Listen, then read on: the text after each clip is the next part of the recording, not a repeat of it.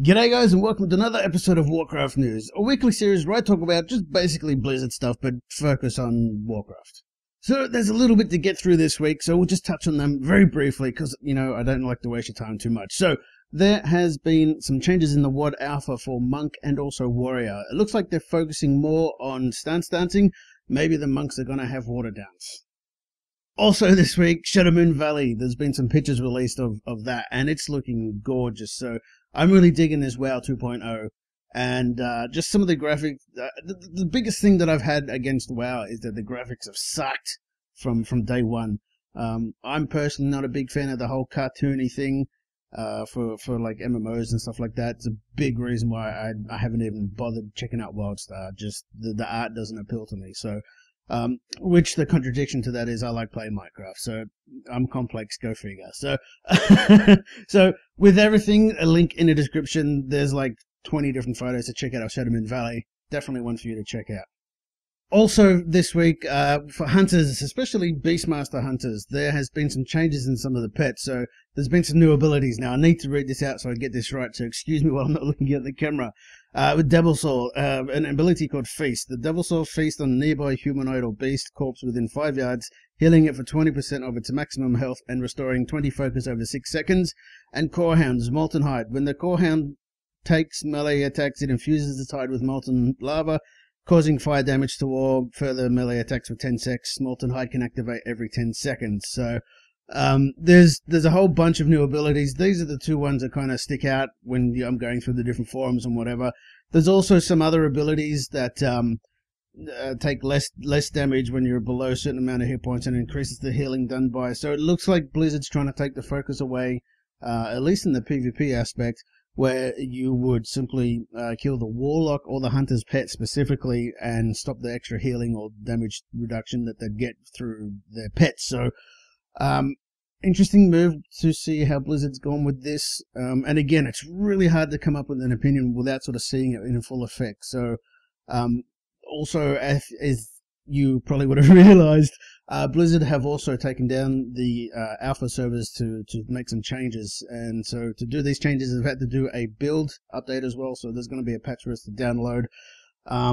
Probably by the time this video has come back up, it's already the server's already back up, so it does take me nearly a whole day to do this because I've got to resource, film, edit, upload, and all that sort of stuff all by myself. So apologies if it's already up. I'm actually hoping by the time this video is released, the alpha servers are back up with the PvP server as well. So I really can't wait to try and test out some theories that I've got for Shokadans. It's just depending on if there's this whole PvP power thing. So I haven't been able to test it myself personally, and until I do that, I don't believe anybody else. So, in other news, Gaze of the Black Prince is a new buff that you'll see pretty much everywhere. And generically, as long as you get experience points or rep, you're going to get 100% extra bonus rep for the Black Prince. So you can catch up with your ults and get your legendary cloaks and stuff like that. All the drops are increased, and yeah, this isn't a bad mood. So everyone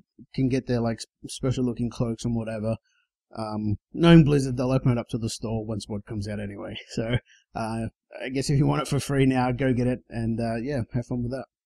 Also, I wasn't able to find a link for this. I remember just briefly reading it, and I normally bookmark it so I can get it throughout. The Eternal Flame, the little trinket that turns you into the bull, so you had like a 25% chance to get a blood coin. They've now increased that to a 100% chance to get a blood coin now, so it's a little bit better. I still think it was a world PvP nerf, which I do not like, but they need their servers up and running if they're not going to boot these multi-boxes abusing phasing zones. So fix that and we can find a PvP solution. But I think this is a good move that they've made it 100% chance, which is increased from I think it was 20-25%. So a good move with that. And some BlizzCon news. So if you're into cosplay, making costumes and all that sort of fun stuff, a link in the description down below for you, so you can follow through and sign up for their costume contest. It's a lot of fun. There's a lot of like amazing costumes, and I just even like from the bottom scale to the top end, they're all amazing. I couldn't even begin to imagine where to start to make one.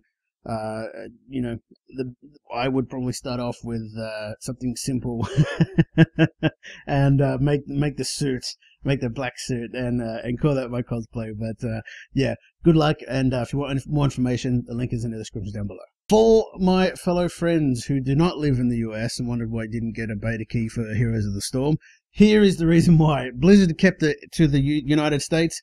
I don't know why. Maybe it's just easier to understand how the feedback comes through from that. I don't know, but they've now released it worldwide. So I believe next week is when they're going to release the keys. I'll tell a lie. They don't give away keys, they just simply flag your account. So do not buy a key, do not do anything to get one.